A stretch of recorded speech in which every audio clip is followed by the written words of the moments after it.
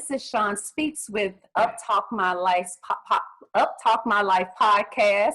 Hello, free thinkers. Today I have a special guest on the platform, Jeremiah Camara. How are you, Jeremiah? I'm doing great, LaShawn. Thanks for having me. How are you doing? I'm good. Jeremiah is basically, he's from Cincinnati, Ohio, and he now resides in the Metroplex, the Atlanta, Georgia area. And he is an author, speaker, filmmaker. He has so much content, y'all, that it's just so much to devour, to learn from. He has films including Contradiction, Holy Hierarchy, the Religious Roots of Racism in America. He has some YouTube's Slave Sermon Series, Camara Classics, Camara's Contemplations, and Bible Bites. He also has some amazing books. Holy Lockdown, Does the Church Limit Black Progress? And Doubting Thomas, the Bible, Black Folks, and Blind Beliefs. And one of the things that really connect me with Jeremiah is his reasoning ability. I love how he thinks. And he grabs you in sort of that blind belief place. And he says, stop, just think about what it is that you're believing. And in his latest documentary, he talks about, churches in the African-American community. And I like what he says, coexisting in the midst of poverty and powerlessness. And I so connect with that because it's time that we get from a place of just complaining and feeling like we're victim and feeling like we're powerlessness. And we start to address what the issues are, get to the root of the problem, pick those roots up, and let's plant some new seeds.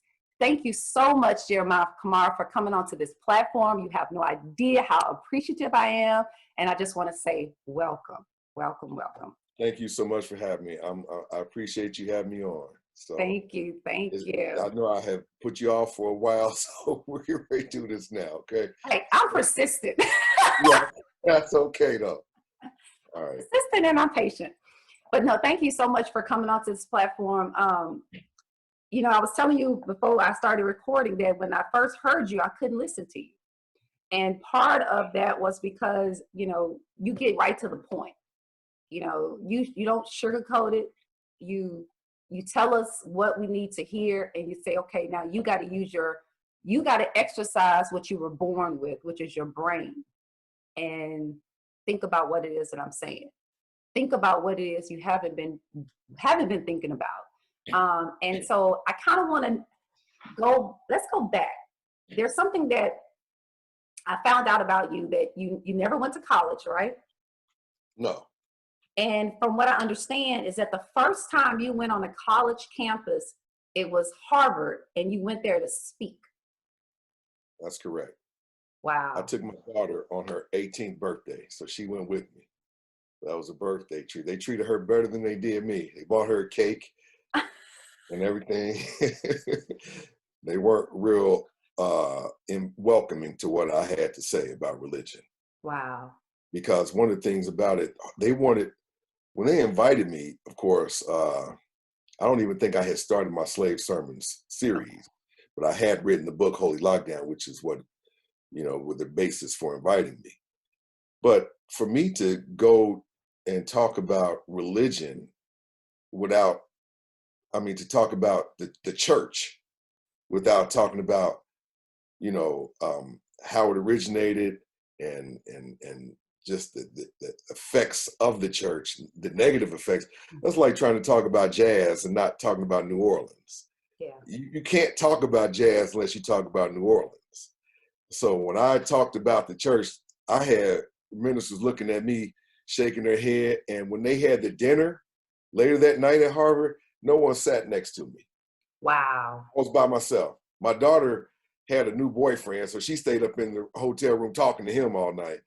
So I was down there having dinner, and no one even came over to me. I was there with, what's the lady who says BMW's a black man working?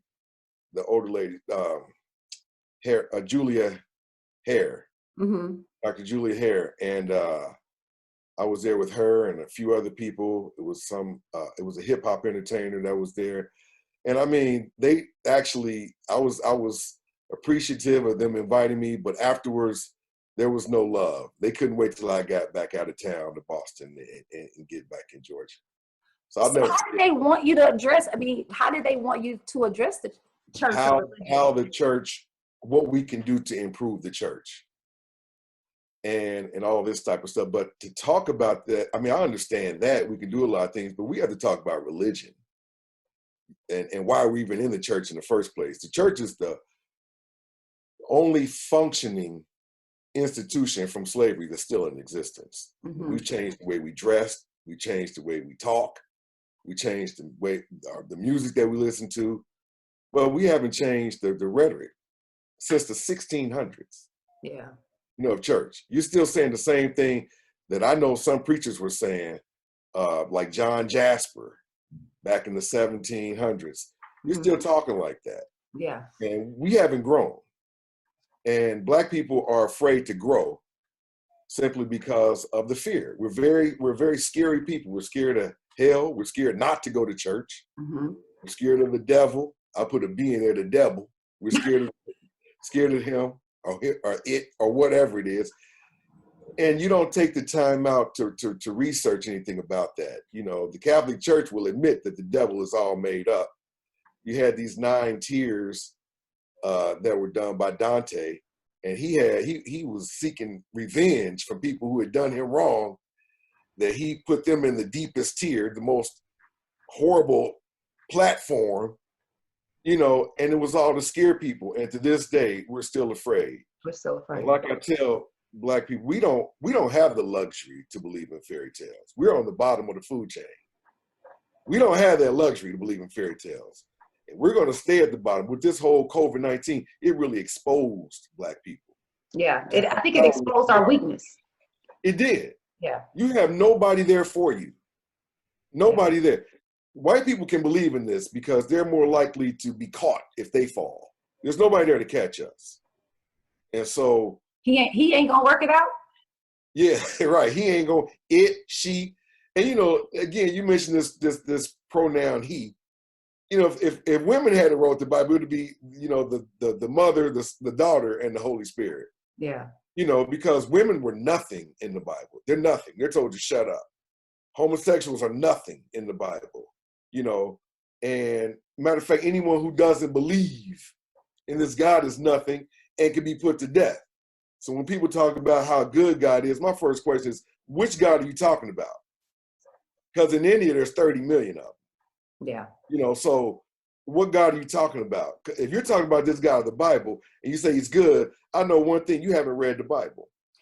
You can't read that Bible and come away with the notion that God is good. Not when you read comprehensively, you take your time, you see the many people that he killed, many people he murdered for the most innocuous reasons, the children the women that he murdered, the pedophilia, the sex slavery, the rape that he endorsed, the slavery that he endorsed. So I don't know what Bible you're reading. And I know, like Isaac Asimov said, he said, the Bible well read is the greatest case for atheism. I don't call myself an atheist. I guess I have the same tenets as they do. But when you're trying to get people to come to you, you got to take the stick out your hand. And atheism, that word is a big stick. And it's not something that we invented. That's a European term. And so I'm a thinking person. And whatever title that you want to put on that, if you want to put atheism on it, skepticism, humanism, agnosticism, atheism, free thinking, whatever label that you want to put on that, you're welcome to put on that. But we're just a very scary people. Yeah. We're very, very fearful. And that fear comes from our time, our forefathers being in slavery and the perpetuation of that, some form of that slavery in, through Jim Crow, through discrimination. It still exists within us today. And and I think religion sort of prevents us from healing from it. because it mentally and emotionally still have us caught up into thinking that he's going to save us. You know, you mentioned the rhetoric. I call it the verbiage and the lingo, you know, that he gonna work it out. Wait on God, you know, let go and let God. And it's like we have all of these things that we repetitively say, right? I know I was I used to say those things, you know, religiously, but I never thought about, Jeremiah, what it was that I was saying. Well, you know, first of all, let's go back to that fear thing. You know, as men, first of all, you could talk about the European all you want, how bad he is, how diabolical that he is, the cruel things he's done. But the one thing you're not going to ever say about the white man is his lack of bravery. Yeah. You cannot get on a ship from Spain and come all the way to places that you haven't seen before without having some degree of courage. Yep. You can't do it. And I'm saying that not to be sexist, but as men, we can't, I can't seek another man for shelter, and I'm a man. Mm-hmm. I have to go into the eye of the storm. I'm not trying to, you know, lean in the everlasting arms of Jesus. That's not what a man does. A man has to go into the eye of the storm sometimes, you know.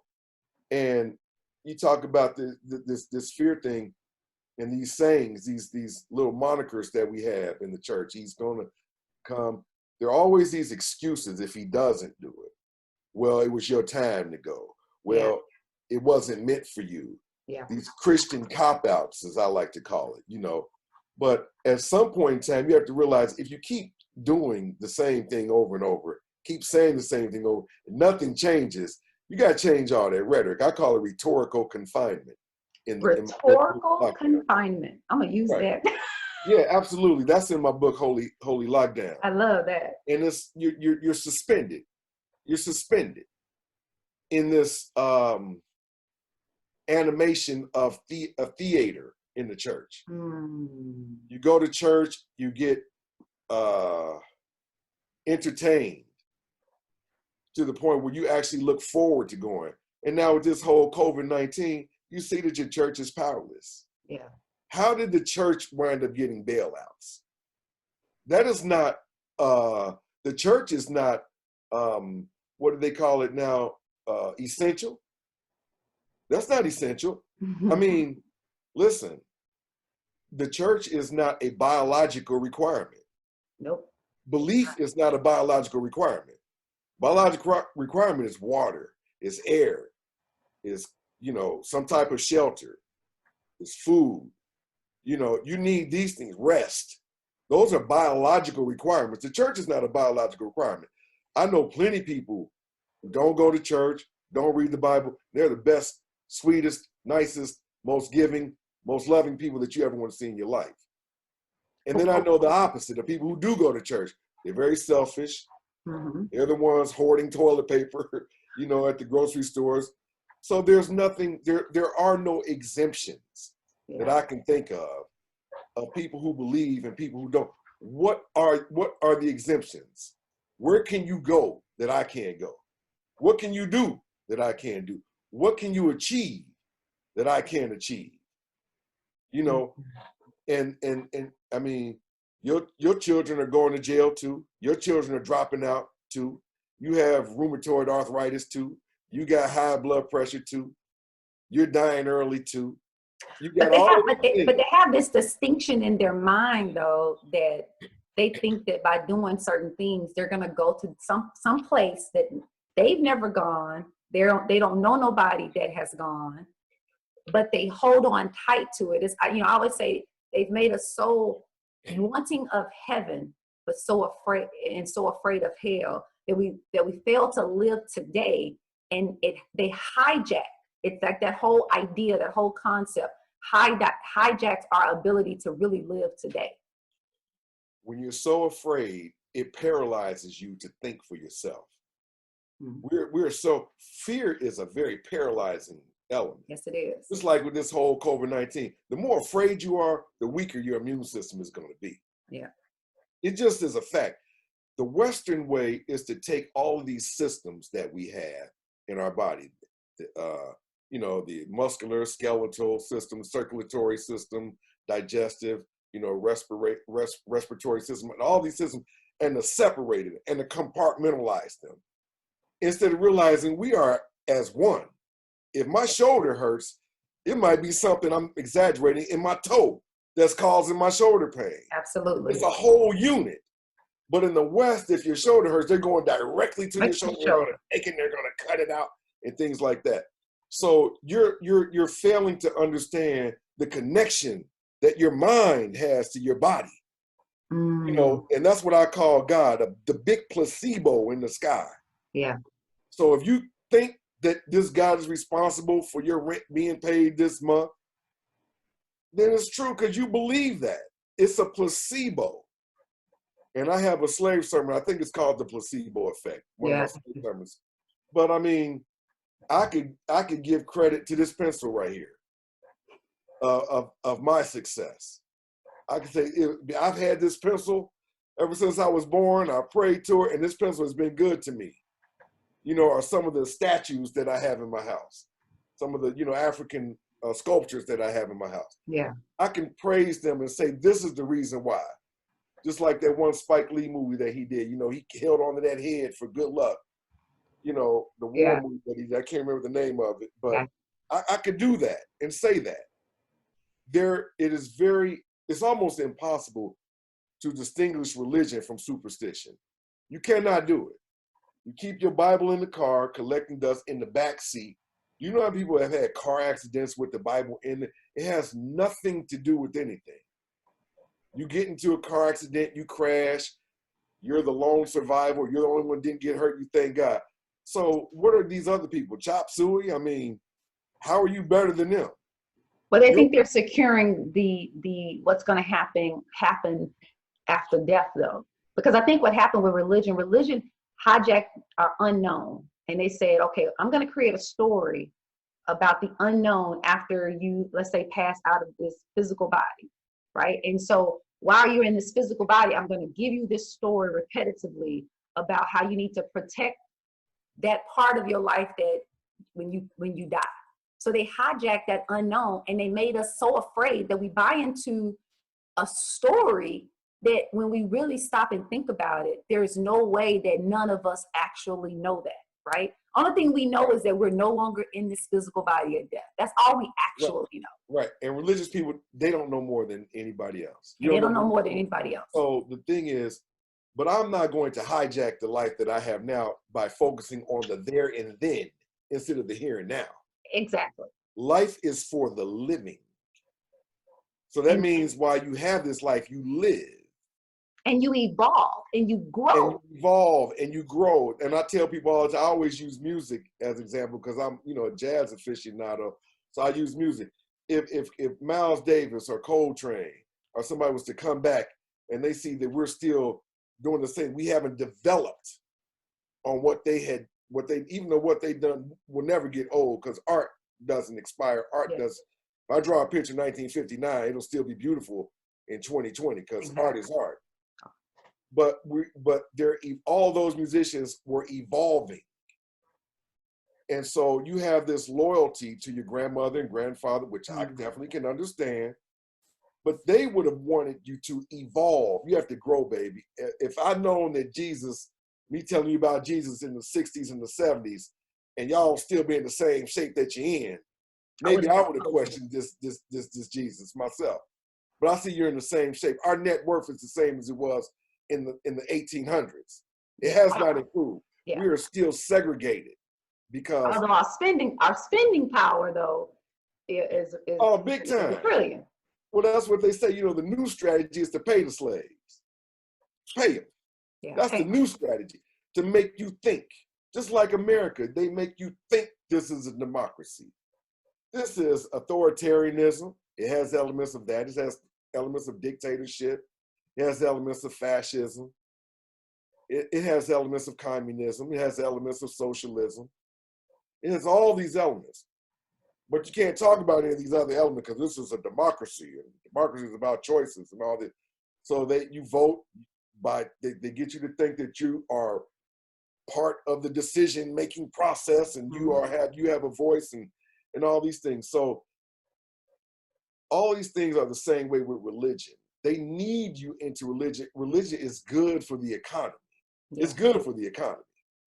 As long as I have you believing, it's good for the Vatican, because you could call yourself a Baptist, Jehovah's Witness, Seventh-day Adventist, Methodist,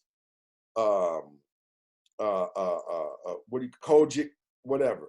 You can call yourself any of these things. At the end of the day, you are a Catholic. You could, because you are under the Catholic umbrella. Okay, that's why when what's that pastor name that talked about how gays were included and how there is no devil. Oh, I know you're talking. Pierce. Yeah, Carlton Pierce. I'm sorry. Carlton Pierce. Carlton Pierce. Carlton Pierce. That you think what he didn't get back to the Vatican? You think that didn't? Carlton Pierce was big. They were paying him. He got broke. He lost his money. Do you think before Creflo Dollar gets paid, that some white folks in charge of him are not gonna get paid first? You think when Eddie Long was living, you think that the money went in his pocket first? No. You are part of Oral Roberts Institution. You're part of the Kenneth Copeland Institution. You're part of these other institutions that are larger than you. They get paid, and then you get what's left. Wow. Like T.D. Jakes doesn't directly get the money. The money has to go through the people who put him in their place. When he was discovered, at Azusa Street rally, that they used. I don't even know if they still have it. I know they're not going to have it. I know they used to. I don't know about now, though. Yeah. I don't know if they're going to have it this year, but they perform. And when white folks was looking, just like they do with all of our talent, and this is not indictment on all white people, I'm just talking about how we're exploited. They look at our talents, I can make some money off of him. Just like they looked at jazz music, they say, which was just originally for the clubs, the nightclubs, the brothel, the communities, the street people. And then white folks looked at that, oh, we can make some money off of that. They're making money off of T.D. Jakes. Yeah. They're making money off of Creflo Dollar. They're making money off of the new pastor here, Jamal Bryant. So tell me this, Jeremy. I'm just asking you a question. Do you think, because I actually used to be a minister, a Christian minister, do you think that, and not all of them, maybe not, but some of them know that what they are teaching is wrong, or even if, let's not even use the word wrong, know that what they're teaching isn't really expanding their congregation in the way of increasing people's individual belief in themselves so they can live the life that they want to live? Do you think they know this and they're just choosing not to say it, or they really don't know it? Do you think a drug dealer knows that crack is hurting you? When a pregnant woman comes up to him to get some crack, do you think the drug dealer knows that what he's selling is unhealthy for your body? But you keep coming back to him. He keeps selling it to you. Same way with the pastor. He doesn't see anything changing. But Sister Jones is so heavily invested. Sister Jones had been tithing for 45 years. She has visited the sick and shut in for 40 years. She has been faithful. She's cleaned up the church. She's cooked and fried the chicken. She's made the potato salad. She's heavily invested. To go to Sister Jones and say, Sister Jones, I've been researching. And I'm telling you, and I've traveled to different parts of the world, and I'm telling you right now that this is a hoax. We've been lied to. You'll get a woman a heart attack. She'll drop dead right there on the spot. So just like any other drug dealer, they know that what they're doing is not effective. Creflo definitely knows, because when Killer Mike had him on Netflix, and he asked him, he said, religion has really effed our people up. Creflo knows that. And he said, man, you got these white Jesuses, and all that. Creflo said, well, they believe in the white Jesus. He didn't know he was still on camera. He didn't. If you look at the YouTube flick, he didn't know he was on camera. This man is still asking for money, despite the fact that people are not working now, are going through crises, you know, all of this thing, they're not working, and he's still setting up accounts where you could pay online, and you already bought him a $65 million jet that he's probably can't even use right now. You know, and if he is using it, definitely not as much as he would have been. The jet is in the hangar right now, resting, most likely. But if that's the case, then, you know, I have this, you know, and it's not even a theory, it's probably just fact, right? So based upon what you're saying, because I do agree with you, you know, just based upon my own personal experience, you know, it's like it was undeniable that this was just straight BS, right? And I had to make a choice. I can continue to perpetuate the BS, or I could say, okay, I can't do this. I can't ask now one more person to come to Jesus, to come to God. I can't do that to anybody else because I no longer want it done to me. But this is the thing, especially in the African American community, it may be true, period. But there's this equation of God, Jesus, the church, and the leader, the pastor. I think we actually see them all as one. What you think about that? Yeah, we do. Listen, after we get done with this interview, it'll take me a good 10 minutes to become ordained. It doesn't take anything. Less than 1% of Black preachers have biblical degrees. Yeah. It doesn't take much. If I was an ex-alcoholic or ex-junkie of whatever, now I found the Lord, I got a story to tell, and I can set up a storefront church to say how God, you know, helped me and delivered me from the devil and all this stuff. You don't have to be very smart. You really don't. Yeah. You don't have to be very smart to be a minister. You just need to know how to say, look at your neighbor and stand up and repeat the same thing. And you can go online and get sermons that you're going to speak about. They peddle sermons online. They were known for that. Eddie Long was taking sermons offline at 7 a.m. and preaching them at 10 o'clock. So you don't, it's not like they're busy through the week studying and all this stuff. They live lavish lives because they're tax-free. It is nothing to get a sermon online. Many preachers are preaching the same thing. They just take these sermons and they're trained in ways that they could tweak them a little bit to make it sound. Some preachers are more vocal, more bombastic, and more entertaining than others. Yeah. Some preachers, when their sermons are failing, they can bust out and start singing to you. You know, like the one preacher, what was the one? Morton. Paul Morton. Paul Morton could sing to you. He can. He sure can. You know, so if they were failing, they could turn to Job, because Job will always get people up out their seat.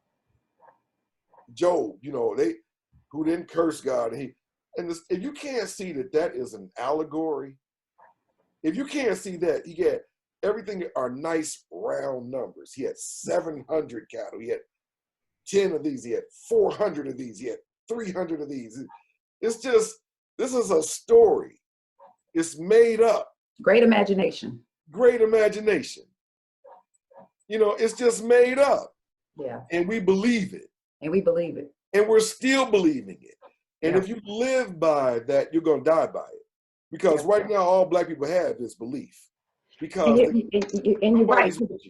Yeah, that's all we have is if we have belief and we keep complaining about something that we can actually change. Because I think it's time for a paradigm shift. And I think part of that paradigm shift for us as a community, as a collective, is to let religion go. You have to. There has time for us to let it go. Got to. There has to be something that we do that we just don't do. I'm sorry. Yeah. Like when you look at Asians, 99% of Asians drive Asian cars. When is the last time you saw an Asian in a Ford Expedition? I mean, it's very unlikely. Okay. Yeah. That's just something they don't do. There has to be something as Black people that we just don't do. Yeah. One of those things should be religion. Another thing that we should just not do, and that's litter. I'm just as passionate about that. Black people and litter, that is a whole different subject right there. Yeah. But if you stop littering, it will literally change your whole mindset. Wherever you go in the country, you know you're in the Black community because you see the broken window that didn't get fixed. You see the trash on the street. So you get a pack of Newports, you throw it on the ground. You get some rolling papers, you throw it on the ground. You get a soda, you throw it on the ground. You have no concept of cleanliness. Yeah. If you were just to clean up, your mindset would change too. Like if you go into your office and it's just all in a mess, when you clean up, you feel like you could think better. You could think better. If you clean your neighborhood up, people are more likely to do business with you. The perception of Black people would change. Well, they're clean people, and I want to do business with because I know they'll take care of this. You go into Black communities, you might be poor, but that has nothing to do with you putting the trash in the garbage can where it belongs. Yeah. Wait until you get home. Yeah. You know, I've seen people throw, picnic, how you get the styrofoam, where you close the lid and just throw that out. I've seen it. Yeah. I saw a Black guy, a government worker, take one of those big gulpies, and just throw the cup out the window. But why do you think we do that to our neighborhoods though? Children, like a child. We have childlike mentalities. Childlike mentality. See, a child, and that stems from religion, you think? Absolutely. Somebody gonna do something for you. God is gonna be there that's a child. Whereas an adult says, no, I have to do for me. A man says, I have to go into the eye of the storm. Yeah, and that feeds into the religious verbiage that we use to let go, let God. Jesus will work it out. Jesus will fix it. Won't he do it? Pray about everything. Touch not thou anointing. God is good. Lord help. All of those phraseologies. Send me those. Huh? Send me those. Email me those. I'll email them to you. Because that's what, with this COVID-19, I've seen all of those. Yeah. So why would a loving God, and you saw my COVID-19 message to Black people. Yeah, it's good. So a loving God, you're still clinging to that. I mean. But we don't see ourselves, so I'm not going to talk about everybody else. I didn't see myself until I started paying attention to myself. Then I was like, this doesn't make any sense. But I never asked that question. You can't read your phone like this. You gotta bring it back. You can't see something when it's very close to you. You have to step back. We have to be willing to say, okay, let me at least listen like you did. Maybe there is another side to this. But before you even get to that point, you're so afraid of what your family might think of you. Yes. Now, let me tell you something. You might lose family members.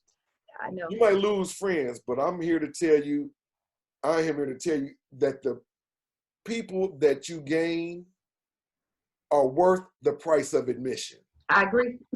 I agree. They're worth the price. Let me tell you, believers believe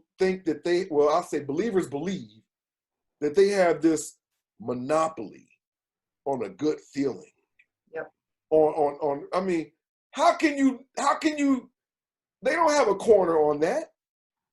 How can you listen to John Coltrane and not do like this? How can you do it? Oh, that you can do it. How can you listen to Kenny Barron and all these people, Kenny Kirkland and Miles Davis and even the young people, the Jason Morans of the world and the Robert Glaspers. How can you listen to that and be like, oh, thank you. I've done that so many times. I've been in this position, I think it's called the cop position. And people think I've been to church. Yeah. I do the same thing that you do in church. You don't have a monopoly on a good feeling. Yeah. You don't have that. But they think I wake up every day and I look at my family and I see my surroundings.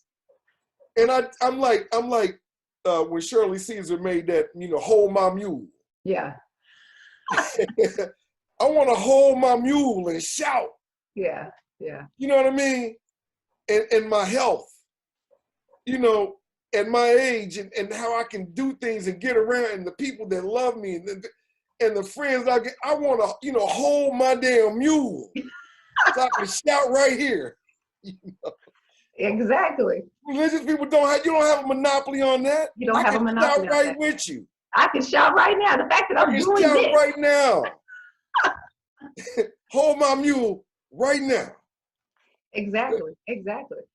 You know, and I think that that's the thing that, you know, that's where the Sunday habit comes in, right? Right. The Sunday habit gets you, you're so addicted to that feeling that you know, church gives you. Like I tell people in church, I can almost tell you when something's going to happen. If a preacher's preaching a sermon, I could tell you when he's going to put Jesus, Jesus, Jesus. Oh, it's almost like you could time it. You can time it. Right? Well, when you go to church, they're gonna first of all, they're gonna say, "Oh, God is good. Let me give," like they said every time. They're gonna, and then you're gonna start shouting. That's what's gonna get your adrenaline going. Mm-hmm.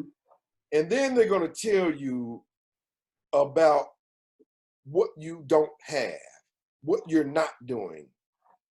They're not gonna praise you, tell you how great you are, because you would not need them. They're gonna act as the sunshine to give themselves an opportunity to come and rescue you. Yep.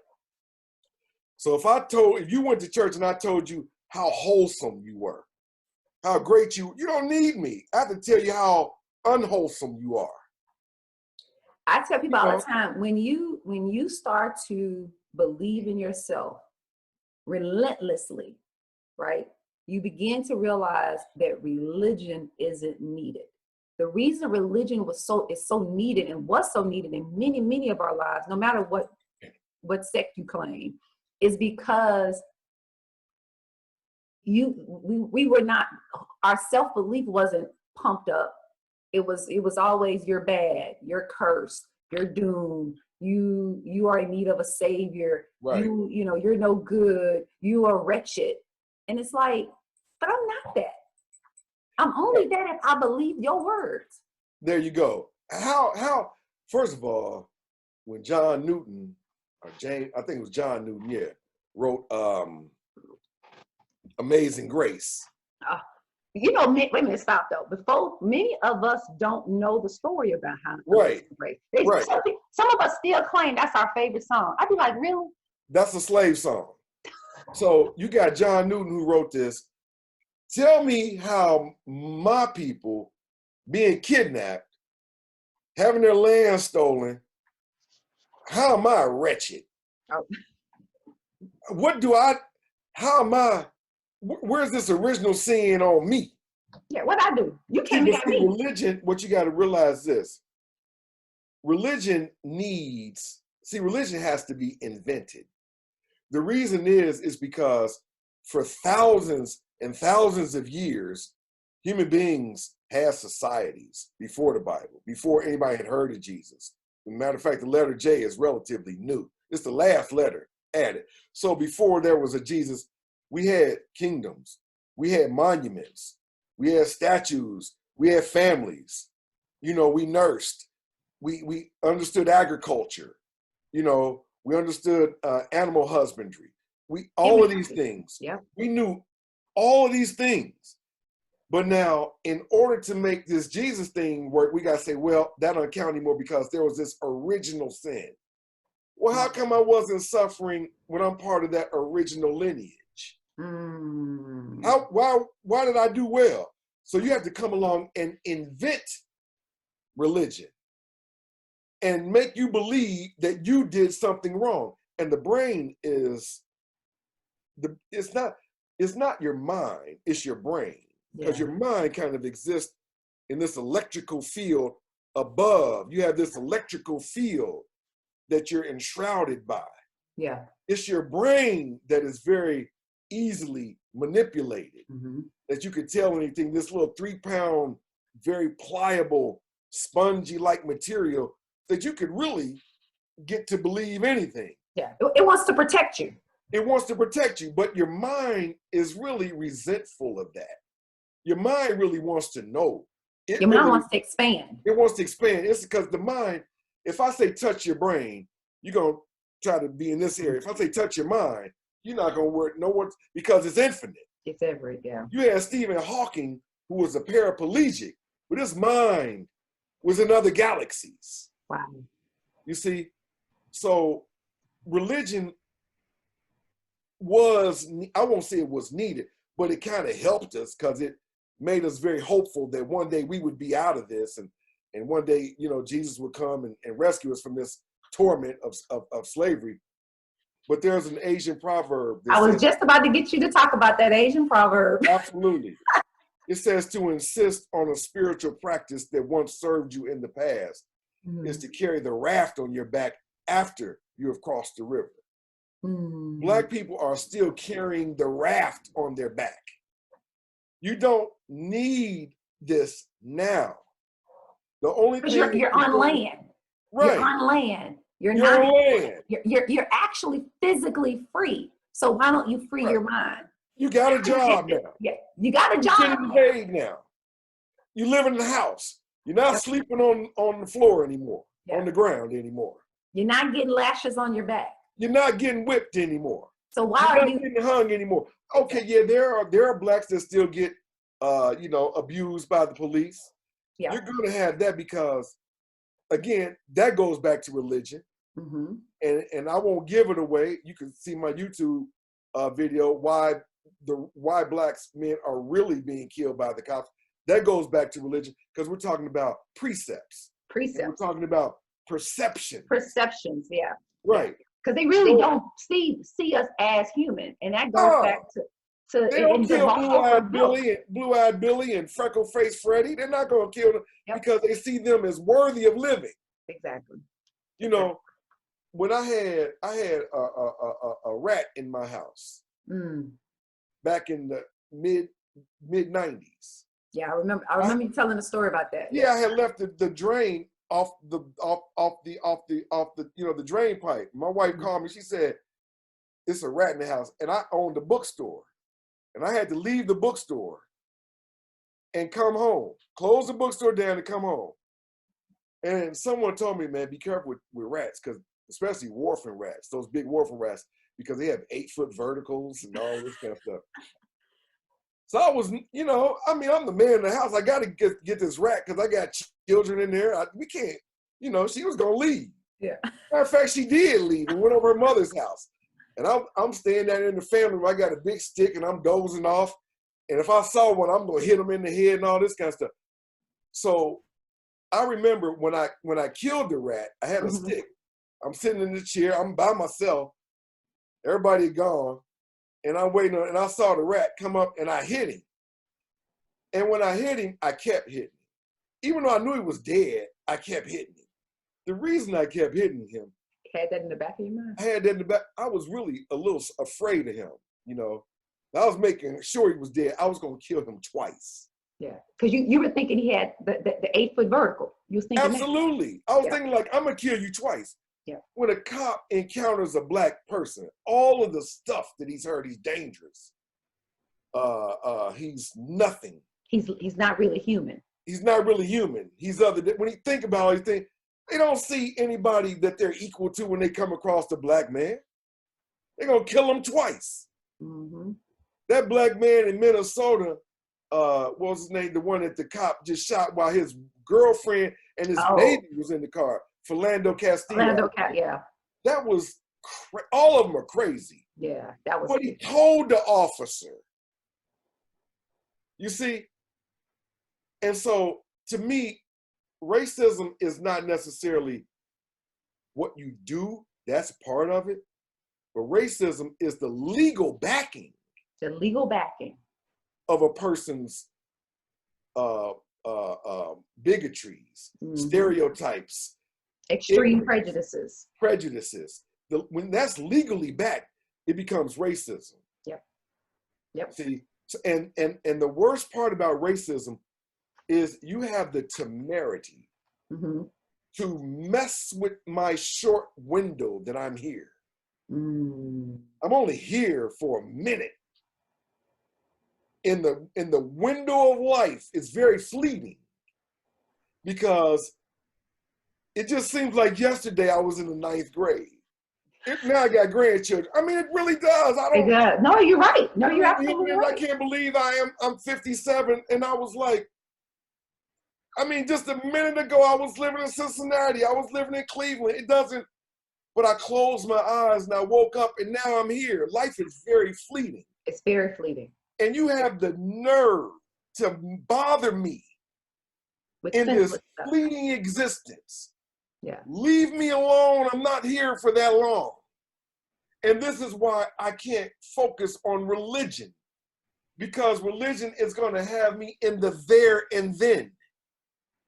Instead of building in the here and now. Right. I think according to my clock here on the computer, it's 11:47. Yeah. 11:48 does not exist. It only constitutes potential time. Potential time. It hasn't been actualized.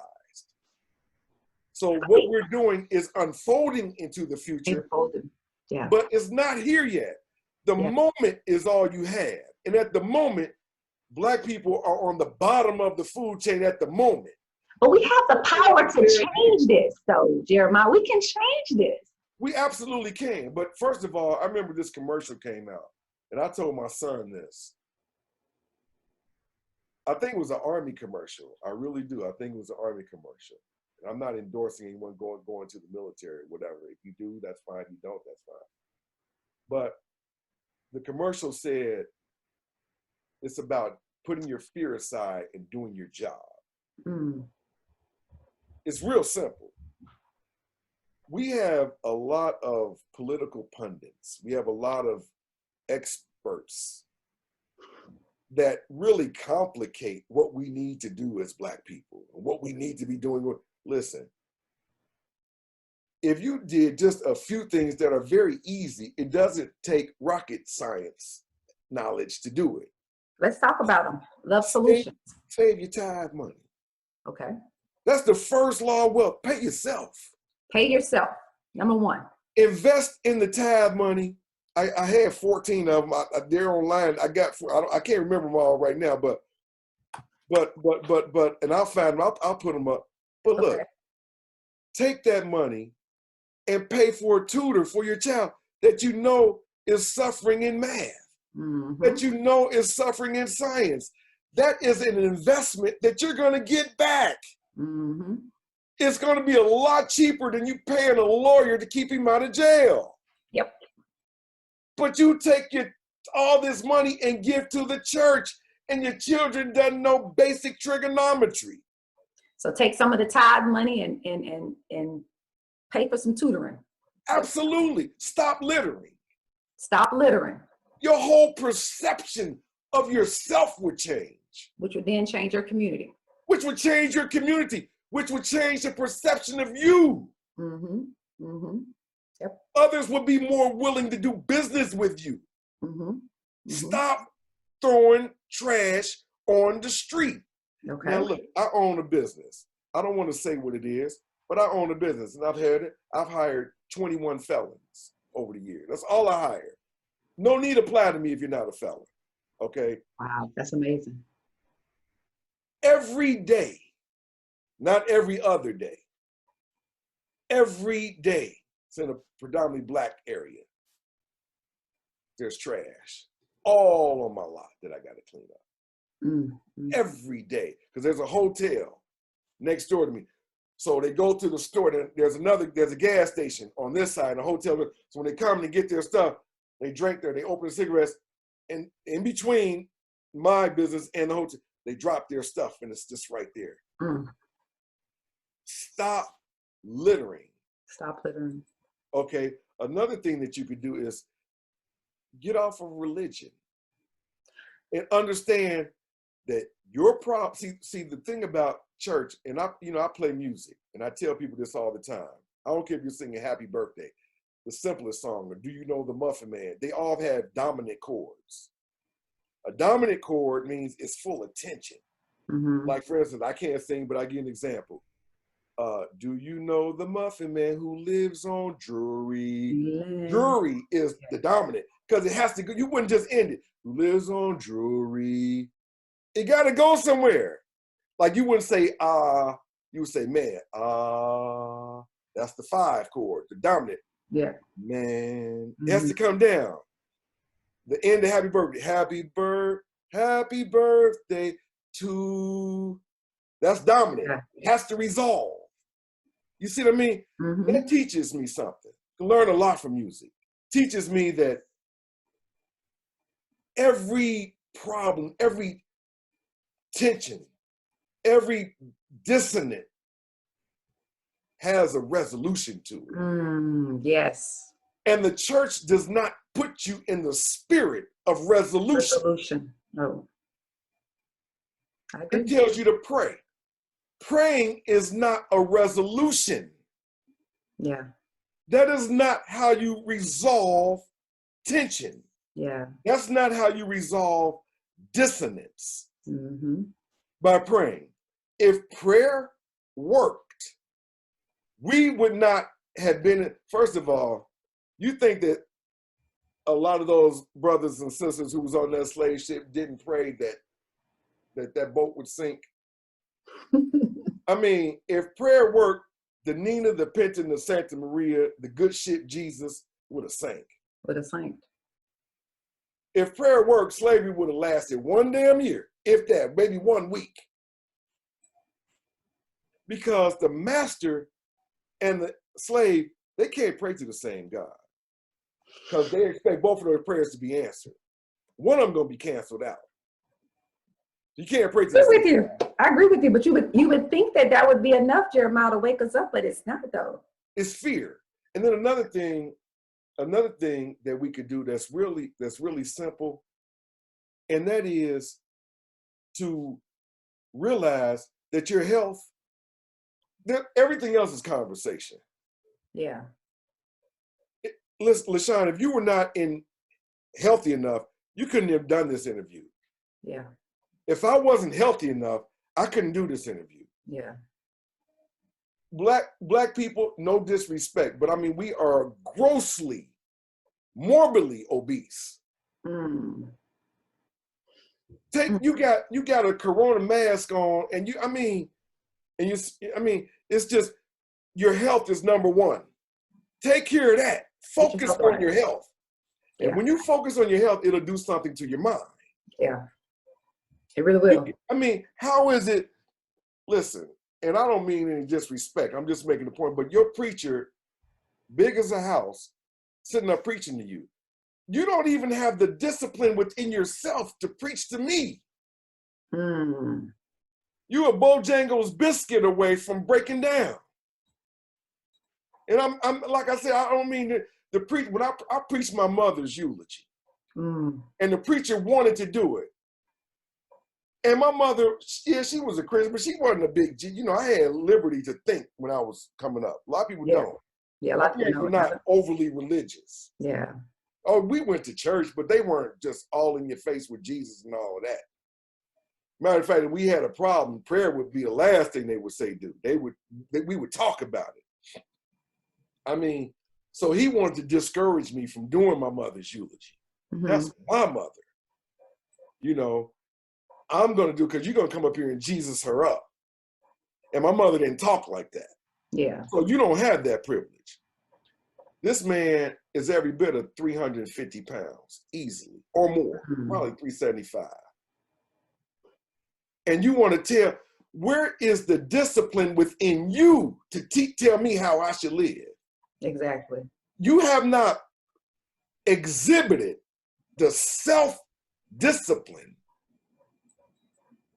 that makes you an authority on what I need to be doing. Exactly. Before Corona, you know, I was public speaking. I'm in a lot of people's faces. I'm invited to speak in a lot of places. Yep. I have to look the part. I do. I can't just go everywhere and look crazy. Yep. That's the one thing we can say about Farrakhan. I don't agree with a lot of the rhetoric. I don't disagree with a lot of the rhetoric. Yeah. But he looks good. Yeah. Now, he's gained weight in recent years, but he looks good. Yeah. You have to look the part. People want a leader that looks like a warrior. And that's the one thing I can say about the Bible. All of these fictitious people like Moses and David and Joshua and all of these people, they were warriors. Mm-hmm. You know, if now they got us wearing masks and wearing gloves and covering up our immune system, what if you had to traverse 25 miles? Mm. Do you have the physical stamina to Wow. do that? To do that. See, as you're talking about Jesus, but you ain't down in the basement working out. Yeah. Or you can't take a walk. You can't even take a walk. You're talking about how much Jesus loved you, but you're not in physical shape to traverse. Listen, when that earthquake, not earthquake, but that tsunami hit in Japan. What was Oh, I remember talking about that.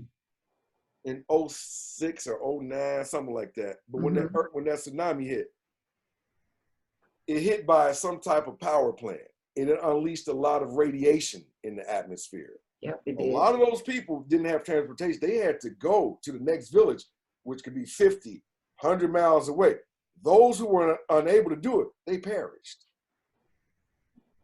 Do you have the physical stamina? The physical stamina. Does your preacher have the physical stamina to traverse 25 miles if he had to? Mm-hmm. I agree. See? But you're talking about Jesus. Yeah. We need to get back to the basics. Get back to the basics. These are the basics. Focus on your health, Black people. Your health. Those are just some of the things that we should be focusing on. We never know when we might have to just up and physically move. Mm-hmm. Where there's no gas, there's no cars. You gotta walk. We have to walk. You have to walk. How do you know that? How do you know that that's not going to come a time? Yeah. Everything else has happened. How do you know that? Yeah. But you go to church and listen, Jesus is the great placebo. The great placebo. In our minds. Yep. But he's not even working the way he's a great placebo, but the way they're doing the placebo is to the negative impact. Right. Really, a placebo is greater than Jesus. Actually, I'm about to say it really is. If you because use the placebo will the work. way you want to use it. Right. Yeah. Sugar pills work. Yeah, because I gotta just believe it works. Right. Right. But I'm saying he's a placebo in the sense that you think he's real. You know, I mean, he's a placebo, but you think he's real. You think it's real? No, they think it's a cup. Like this thing I'm holding in my hand. Right. Yeah, even though they've never actually physically touched it, or him, or it, or whatever. But this has been an amazing conversation. I'm gonna say a few phrases before we close out, and I just want to get whatever your first thoughts are. Okay. I'm gonna say a few riddles, and I've already kind of said them. I'm gonna repeat them. Let go and let God. That's a lazy person's laziness. Jesus will fix it. Mental laziness. You haven't explored other opportunities, other resolutions, other ways to resolve your problem. Let's pray first. Let's pray first. You established a mindset, that somehow God is going to intervene on a problem that's totally human in scope. It's going to take human money, human effort, human willpower, human sacrifice. All of these things is human. So when you pray first, let's pray first. You're injecting an idea that that godly intervention now is going to happen. Therefore, you could just sit back. Won't he do it? Won't he do it? It's just a saying that we've heard that's cute. And you giving credit to something without any proof, without evidence. You got that new car, you never thought about the raise that your boss gave you. Never thought about that. You paid your mortgage bill, but you forgot about when so-and-so loaned you the money. Like for me, it's really hard for me to loan Christians money. No disrespect to Christians. But you said God will fix it. Why are you asking me for money? You said, God said, come and I would supply all of your needs. You said God said, ask and I'll receive. So if that's the case, why are you asking me for money? Wow. Touch not thou anointed. I don't even know. I mean, it's just catchy. And sometimes catchy, hackneyed cliches stick with you for life. Like they say, cleanliness is next to godliness. There's nothing, that never was in the Bible. Yeah. God is good. That never is in the Bible. That's not in the Bible. You know, there's so many things that we say that are not even in the Bible that they read, that they think, but because it's just catchy. God told me to do it. Well, what comes to mind is I would never, put it like this, I would trust a non-believer 7 days a week and twice on Sunday before I would trust a Christian. Because a Christian would leave me in a foxhole and say, God told me to leave your ass there. See? I am blessed and highly favored. That's arrogance. That's arrogance. What makes you think that, how are you so blessed? How? What do you have that I don't? Where can you go that I can't? What can you do that I can't do? What can you achieve that I can't achieve? So that's arrogance, to think that you are highly favored. That's favored how? If God be for you, who can be against you? Well, I tell you, you live by the sword, you're going to die by the sword. So you think God is for you, you're going to stay on the bottom of this food chain. Black Jesus. Dipping him in chocolate is not going to make any better. Listen, you say the Bible was written by Black folk. Does it make the stories any less absurd?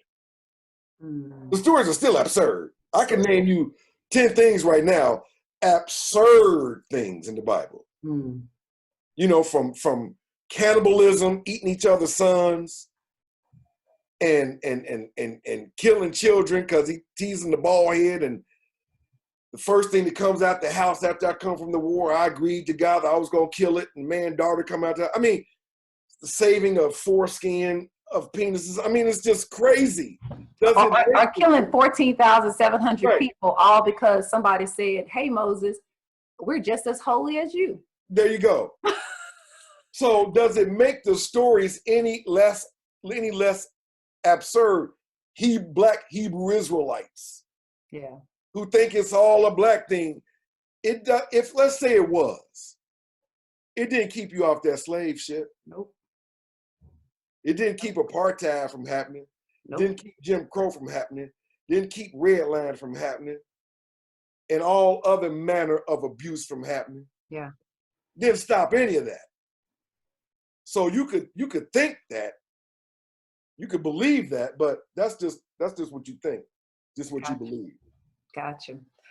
Well, Jeremiah, thank you so much for coming onto this podcast. I so enjoyed our conversation. I could talk about this all day, right? I'm a conversationalist. Thanks for having me. I appreciate you having me on. It's been a pleasure, and we'll do it again whenever you're ready. Thank you so much. All right, thank you so much. You need to check out Jeremiah's content, get his books. Go to jeremiahcamara.com.